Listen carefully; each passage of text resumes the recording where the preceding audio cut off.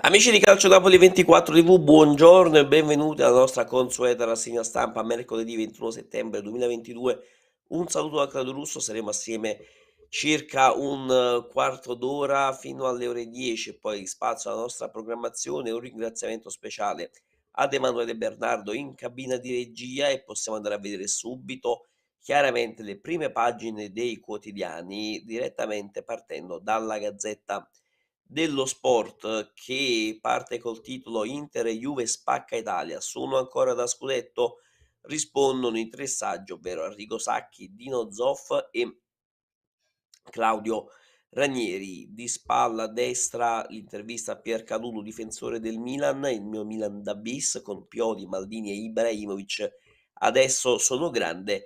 Taglio centrale dedicato al Napoli con Kvicha Kvaratskhelia, il re dei dribbling, e l'intervista all'ex Torino Gianluigi Lentini che afferma Kvaratskhelia: "Mi assomiglia". Poi Atalanta e Udinese, il bello della provincia al potere, in taglio basso chiaramente, spazio sia a Inter e Juventus, ma anche all'ultima volée, ovvero Roger Federer pronto a salutare il tennis. Giocherà in doppio con Rafa Nadal alla Laver Cup a Londra. Questi qui erano i titoli della Gazzetta dello Sport. Passiamo a quelli del Corriere dello Sport, che parte con: "La Juve tradita, Pogba e Di Maria, i loro guai all'origine della crisi bianconera, presi per garantire il salto di qualità, i 2 fuoriclasse non hanno inciso". Poi intervista a Francesco Acerbi dell'Inter: "Fidatevi di Inzaghi, titolare da 2 gare ha scalzato Stefan De Vrij". Poi sul Milan stiramento, Stefano Pioli perde Theo Hernandez. Taglio centrale per Maurizio Sarri: "Se Mourinho rimane senza guida". Entrambi gli allenatori sono stati stoppati per un turno dal giudice sportivo. Poi Fabio Cannavaro a Benevento: "Ora è fatta, oggi firme e annuncio".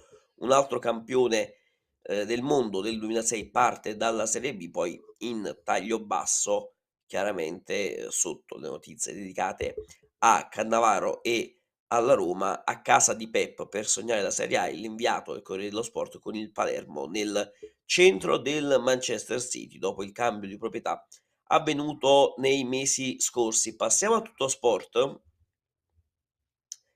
Taglio alto per il Torino, da blindare c'è Juric, il Torino è orientato a proseguire con Bagnati di team e per guardare al futuro con fiducia è fondamentale avere certezze sul tecnico.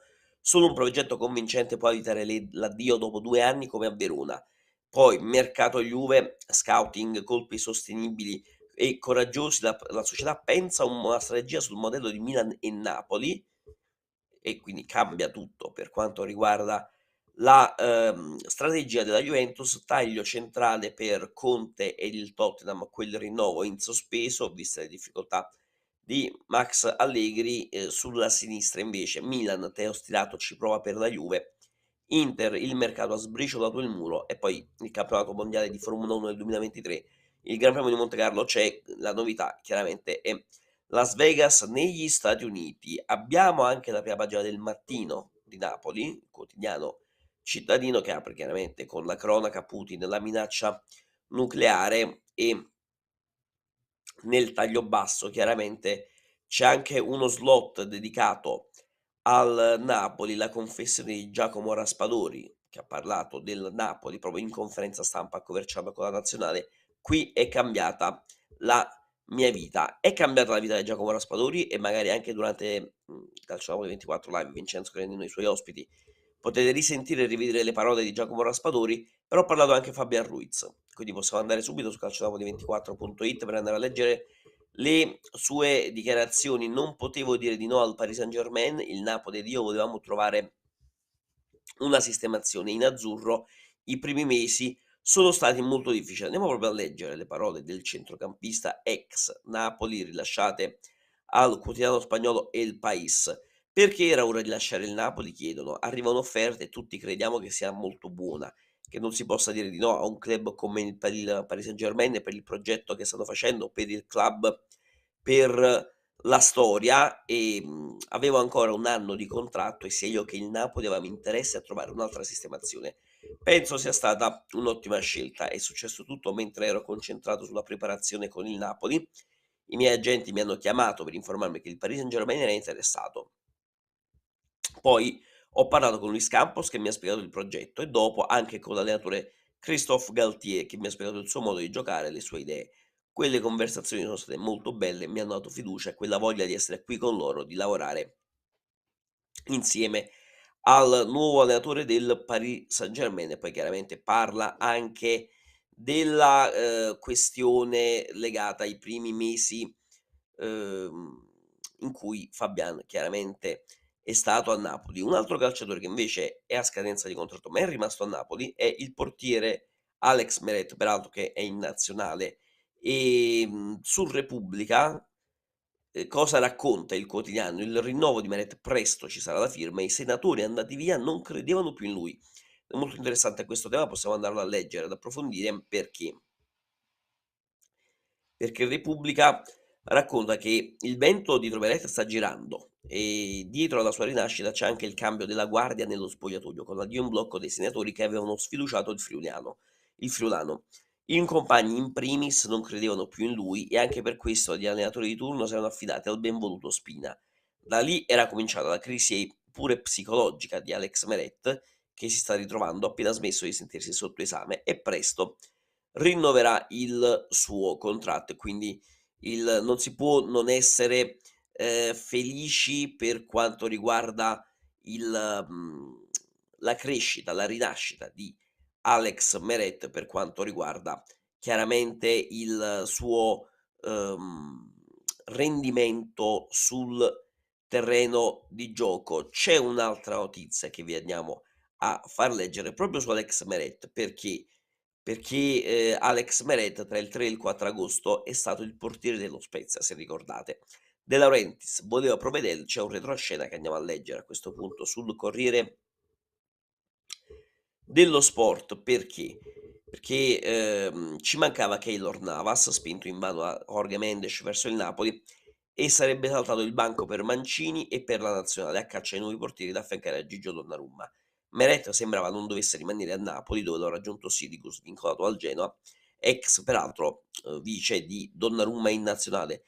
Lo discuteva Spalletti, era in bilico, Meret senza piena fiducia e per un giorno, tra il 3 e il 4 agosto, è stato il portiere dello Spezia. Sembrava fatta la cessione in prestito con rinnovo del contratto, perché si dava per scontato l'arrivo di Keylor Navas. Nessuno però, scrive il quotidiano, sapeva che De Laurentiis stesse provando a soffiare Provedel a Maurizio Sarri, Provedel che poi è diventato il portiere della Lazio, ma Ivan e il suo agente dissero di no a Cristiano Giuntoli e quindi il Napoli rimase con Alex Meret e, Salvatore Sirigu chiaramente in rosa. Un giocatore che invece è andato via dal Napoli, ma che tornerà presto in azzurro è Dries Mertens, che in questo momento gioca al Galatasaray. Perché? Perché c'è una bella notizia per quanto riguarda la cittadinanza onoraria del calciatore, cittadinanza onoraria di Napoli. La giunta del comune ha approvato la delibera, ora mancano solo data e luogo. Possiamo andare a leggere un po' i dettagli di questa notizia perché, la giunta comunale ha approvato la delibera grazie alla quale l'ex numero 14 azzurro riceverà il prestigioso conferimento dal sindaco di Napoli Gaetano Manfredi.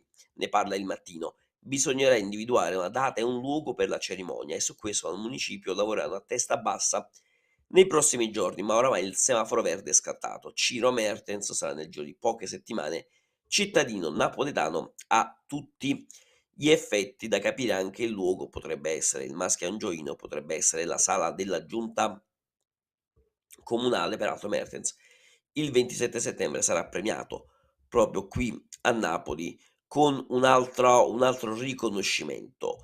A prendere il posto magari nei cuori dei tifosi del Napoli è stato qui Kvaratskhelia, l'attaccante georgiano che ha fatto benissimo in questo primo mese di stagione ed è in nazionale con la Georgia chiaramente. Viene elogiato anche dalla Gazzetta dello Sport e possiamo andare a leggere un po' quello che è il focus che proprio la Gazzetta ha dedicato all'attaccante azzurro. Kvaratskhelia, re dei dribbling, primo in Italia, nel mirino ora c'è Kylian Mbappé del Paris Saint-Germain, c'è un altro dato che lo rende unico nel ruolo. Andiamo a leggere proprio questo focus della Gazzetta dello Sport, perché Ci sono dei dati.